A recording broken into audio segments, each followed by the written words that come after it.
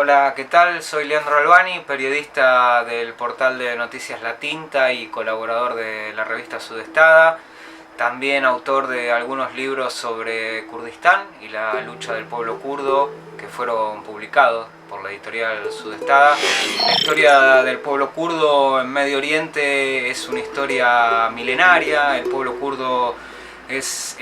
un pueblo originario de la región de Medio Oriente, de la Mesopotamia. Se calcula que los kurdos en la región tienen un origen de al menos 10.000 años de antigüedad. Ellos descienden de otro pueblo originario que son los medos, y la historia de los kurdos y las kurdas en la región de Medio Oriente siempre estuvo cruzada por conflictos, guerras, pero también con un movimiento de libertades y de democracia muy grande. Hay que tener en cuenta que en sus orígenes los kurdos eran una sociedad regida por mujeres, donde las mujeres eran las organizadoras de la vida, y con el transcurso del tiempo eso fue cambiando y tanto el poder de los ancianos como de ciertos religiosos fueron relegando el rol de las mujeres, aunque las mujeres kurdas siempre tuvieron una participación muy activa en la sociedad. Hay que recordar que la mayoría de los kurdos son musulmanes sunitas, aunque también el pueblo kurdo tiene algunas religiones que son preislámicas, como los yezidíes y los alevíes, que tienen una presencia muy fuerte en la sociedad, no solamente por el componente religioso, sino por algunas características que estas religiones preislámicas tienen, que tienen que ver con la libertad y la organización social de ese pueblo. Cuando uno cuenta la historia de los kurdos y las kurdas de Medio Oriente, siempre nos remitimos a esos años, largos años del Imperio Otomano, que tuvo un poder muy grande en Medio Oriente, y donde los kurdos, a través de sus organizaciones tribales y clánicas o a través de principados, siempre mantuvieron niveles de autonomía bastante grandes dentro del Imperio Otomano hasta el siglo XIX. En el siglo XIX, cuando comienza la decadencia del Imperio Otomano, muchas tribus y muchos principados kurdos comienzan a rebelarse frente al poder del sultán, al poder central otomano, y se dan una serie de rebeliones a finales del siglo XIX y principios del siglo XX, donde los kurdos comienzan a demandar sus derechos, y sobre todo después de la Primera Guerra Mundial, cuando Inglaterra y Francia comienzan a impulsar y a crear estados-naciones en Medio Oriente, los kurdos demandan tener un estado-nación, porque son un pueblo originario, porque son una nación, y porque también los kurdos son en la actualidad entre 40 y 45 millones de personas que se convirtieron con el correr del tiempo en el pueblo más grande del mundo sin un estado. En esta primera época, después de la Primera Guerra Mundial, y sobre todo cuando se crea la República de Turquía en 1923, los kurdos comienzan a ser sometidos de una manera muy sistemática, en un primer momento por el Estado turco, pero también por el Estado, posteriormente por el Estado sirio, el Estado iraquí y el Estado iraní. Son sometidos a una represión constante. Recordemos que el pueblo kurdo está ubicado geográficamente en el sudeste de Turquía, en el norte de Irak, el norte de Siria y el noroeste de Irán. Ese es el territorio originario del pueblo kurdo, un territorio con muchos recursos naturales, sobre todo para la agricultura y la ganadería, que está cruzado por los ríos Éufrates y Tigris, que son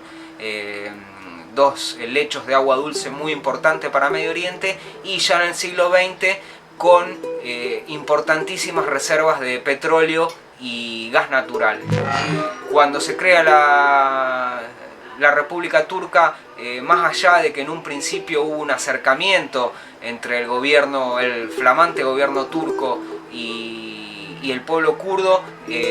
eso dura muy poco y los kurdos empiezan a ser reprimidos no solamente a través de las armas, sino se le van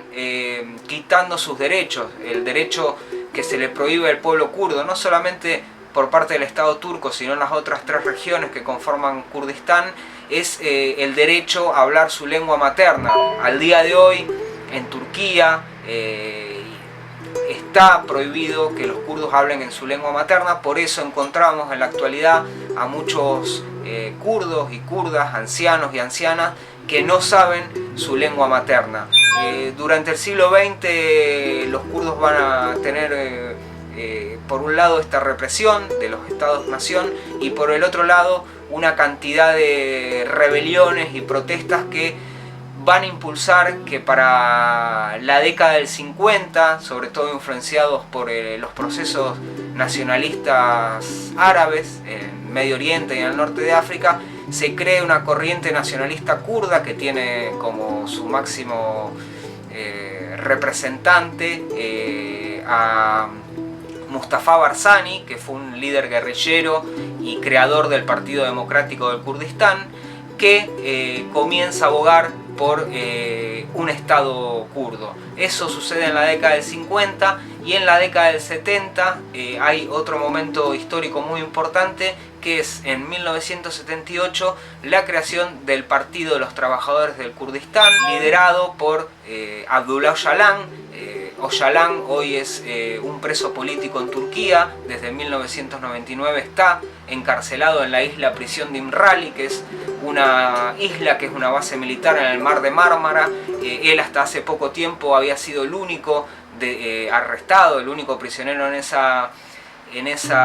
isla, y en el 78 el Partido de los Trabajadores de Kurdistán, que se crea en un pequeño pueblo del sudeste de Turquía, comienza un desarrollo político y social bastante intenso, influenciado sobre todo por la revolución en Vietnam y por la revolución cubana. En el 84, en el año 1984, el PKK, por sus siglas originales, decide tomar las armas, ya que en Turquía sobre todo le estaba vedado totalmente la participación legal en la política. En 1980 hay un golpe de estado en Turquía dado por los militares, que una de las razones que tiene es desbaratar toda esta organización que venía creando el Partido de los Trabajadores del Kurdistán. La lucha política, ideológica y social del Partido de los Trabajadores del Kurdistán comienza a extenderse por todo Kurdistán y en la actualidad la lucha del pueblo kurdo está centrada en las 4 regiones donde están asentados, pero sobre todo en el norte de Siria, o el Kurdistán occidental, Rojava como se conoce, porque en el 2012, después de que estallaran muchos países de Medio Oriente a través de lo que se conoció como la Primavera Árabe, los kurdos de Siria, que son entre 2 y 3 millones, después de un proceso político bastante subterráneo y clandestino, porque para ellos estaba totalmente prohibido hacer política en Siria, toman las armas, declaran la autonomía de la región y comienzan una lucha sostenida primero contra Al-Qaeda y después, como muchos hemos visto, contra el Estado Islámico. Esa región del norte de Siria, el Kurdistán sirio, hoy es una región autónoma que está organizada a través de una administración democrática del norte y el este de Siria, ese es el nombre que lleva, y tiene una lucha bastante consistente contra lo que quedó del Estado Islámico. Hoy esa región está siendo invadida de manera abierta por Turquía, y Turquía en la actualidad es el país que más combate a los kurdos y a su lucha por los derechos, como se pudo ver durante junio y durante todo este mes con los bombardeos que Turquía está realizando contra el Kurdistán iraquí, contra sobre todo las montañas de Kandil,